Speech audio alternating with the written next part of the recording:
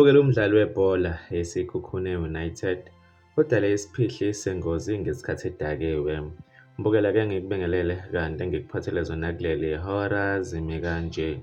Sekwenzeke ingozi eyandisa igazi lapho umdlali webhola owaziwayo uShaun Mogaila obehamba yedwa ephuza utshwala emotweni egijima ngesikhulu isivinini ushayisane mahlanze nenye imoto ebihamba omunye wesifazane nezingane zakhe.